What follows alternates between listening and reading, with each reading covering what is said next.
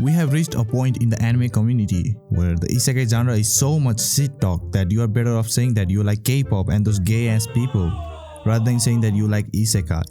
Go to any social media sites, you will be destroyed by some edgy neckbeard weeaboo who shit talks isekai lovers but secretly loves eromanga sensei. And it is all justified to some degree because in the modern era, isekai has developed into a shit show full of the same old ahaha I died and got reincarnated into another world surrounded by hot chicks yahoo garbage. It was all cool when it was new with Sword Art Online, No Game No Life, even Gate, but now it's just filled with plain generic bullshit. Well, I'll watch them being a isekai fuckboy, but even I can deny the decrement in quality. Of course, there are exceptions like KONOSUBA, ReZero, Overload and Slime Boy, but they are nothing but a ray of light piercing through a sea of garbage that's produced year after year.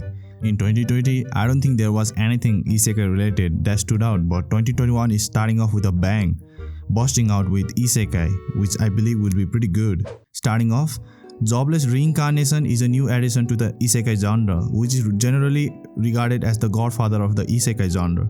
All the tropes which are basic knowledge by now may have their roots starting at this anime, and it shows as we are led through our main protagonist being smashed by Truck-kun and getting reincarnated to another world. It doesn't bring anything new to the genre as far as content or gimmicks go, but it just makes you feel the story that it's trying to convey. We're shown our main character being a failure and an ugly bastard, with all the insecurities in life being a certain need. He doesn't even attend his family funeral and gets kicked out by his brother only to die trying to protect someone who deserves better. He promptly gets ran over by the truck and dies, his last wish being a promise to be a better person. It's a really good backstory for the main character, and what's better is that it actually carries over to his other world where he faces actual trauma and insecurities that comes with it. Besides his annoying perversive side and his tendencies to hit their girls, which are making a lot of people upset on the internet, Rodius is a really good character. And that's what I believe makes this anime special. It's not that it brings something new or exciting to the genre, but a well-written plot, along with interesting characters, which are explored later on. I'm not saying that it's a Shakespeare masterpiece, but out of all the isekai I have watched, this was the one that stuck to me and got me emotionally invested. Jobless Reincarnation is everything that isekai was supposed to be. A wonderful adventure into the unknown, a platform to express your wildest imaginations, a chance to find happiness. As far as animation goes, I think it's safe to say that Jobless Reincarnation is the best animated isekai ever produced. I'm actually serious. The art style is gorgeous and the movement is fluid as hell. I felt like I was watching a movie, looking at some of the scenes, and can't wait for what they will do for the action scenes that will come later on. I don't listen to a lot of music outside of anime openings and endings, so I can't pinpoint the details, but I can say that the soundtrack is good. I also like the ending of the anime. I think it's great. But yeah, that's all I have to say about the music. I think it's something that should be said, so if you are here for the typical power fantasy trash to insert yourself into, I don't think you'll like this anime. This is an anime that hits deep and focuses more on the characters rather than making the main character OP as fuck. Of course, he becomes OP later on, but not in your typical fashion. There's a lot of action in the story, but it takes a backseat to adventures and character interactions. So if you're into that, I think you'll really like this anime. Bind just announced that Jobless Reincarnation is going to be a long-running series, which makes any bullshittery happening in the anime pretty unlikely, which is good. If the anime is honest with the novel, I think it's easily going to be the best isekai this season, and I'm pretty hyped about it. Kumo Desuka Naniga, on the other hand, was a isekai I wasn't that hyped about until recently when I read the manga only to make this video. I don't know if it's just me, but I really find it hard to enjoy anime with like inhuman or like ugly sort of main character. What? Especially with isekai, where let's be honest, we just self-insert ourselves to the main protag and have fun. When Slime Isekai came out, my thought was like, wait, what? This shit has 24 episodes, but we are still not getting a second season of Hataraku Mao-sama? Bruh. What he's doing? Why you bully me? You fucking bitch, why you bully me? Everyone asking. But at the same time, a slime getting an isekai harem just felt weird. Same with Axel World. All my friends told me to watch it, but I just couldn't get over the fact that a human goblin was getting on with the hot chicks. It just made the immersion really difficult for me. It doesn't mean that I consider myself better than the person next to me. On the contrary, bruh, I make anime content. I'm a fucking loser. If you got what I meant and actually had similar feelings, comment below. I actually want to know if anyone had the same feeling as me. But come back to the topic, yeah, I saw people talking about the anime adaptation. That's the only reason I gave it a shot anyway. It had the same 24 episodes and I was obviously disinterested.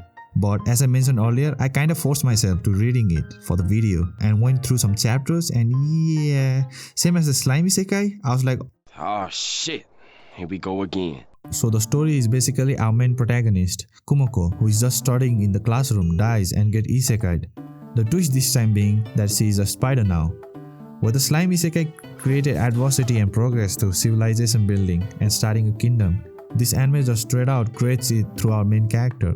I think the main problem with most isekai is that they have these like super overpowered main characters and all they do is show off their powers. Yeah, it's fun at first, but it eventually gets boring. I think the only isekai to succeed using this formula is Overlord, and even that had its own intriguing world that kept the viewers invested.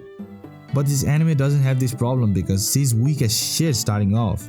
She's pushed into this labyrinth full of monsters as a baby spider who has nothing but the fact that she's a player of some sort. She gets overpowered eventually, but there is a process to that. She has to hunt to stay alive, risk her life time after time, only to get a slight edge over her opponent, which helped creating adversity, keeping me invested in her progress. Seeing her struggle with warps at the beginning to defeating dragons later on felt really satisfying, as if I was leveling up in an RPG. There's a lot of action and also some sort of mystery aspect later on in the story, so keep your eye on that. But leaving the analytical stuff aside, I have to say man, Kumoko is just cute as hell. The way she carries herself, her thought process, and just how she moves, everything just felt wholesome as fuck. I just thought that, are we really in this point where we have to give the title of the best girl to a spider? Also, it looks like she'll evolve into a hot spider chick later on in the story, so keep your eye on that. But the animation though, ooh, it's bad, really bad, especially the CGI ones. What is that?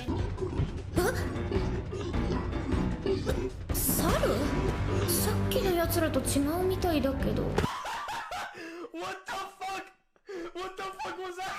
Nothing near to the quality of its counterpart, reincarnated as a slime, which had simple yet good animation. Well, it can be helped I guess, because it was created by the same studio that published this crippling depression that was Breezy 2016 and 17.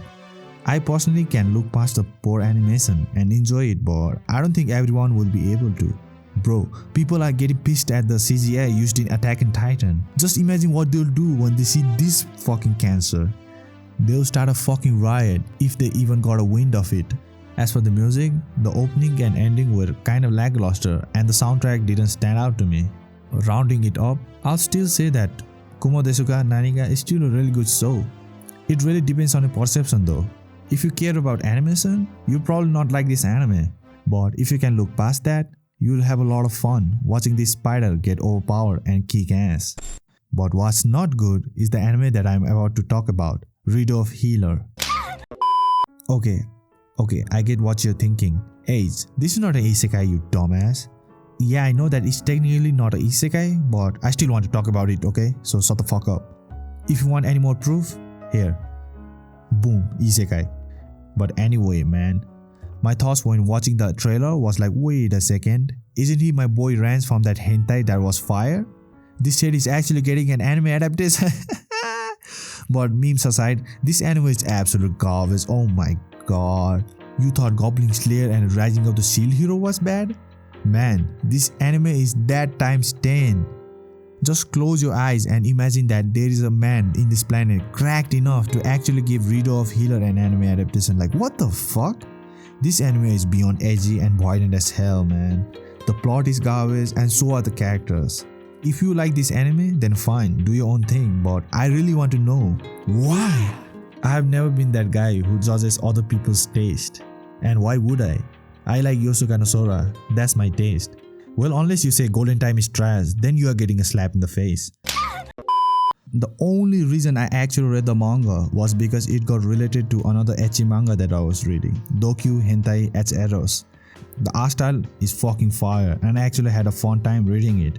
The anime, not so much. I read a few chapters and was like, wait a minute, it's just a softcore hentai with all the fucked up tags. I don't want this bullshit. But being a degenerate, I read all the chapters up to date and got wind that this disaster that I read with my hard boy is actually getting an anime adaptation. And not gonna lie, I was kinda hyped about it. Not because it's good, but to see the reactions of people who didn't know anything about it. But unfortunately, it's kinda being undertoned by the hype train that is Attack on Titan. Yeah, people are talking about it, but it's not to the level of interspecies reviewers or even Goblin Slayer. I could go on a rant about the story, but I don't think it deserves it, so if you want a review of it, just comment below and I'll make a review of it at the end of the season. If not, just watch Scamboli Reviews version of it. It's fucking fire.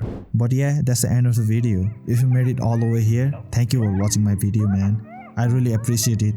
I don't actually know what I'll upload next week. Like I ever uploaded on time, like ahaha. But anyway, like and subscribe if you enjoyed my video.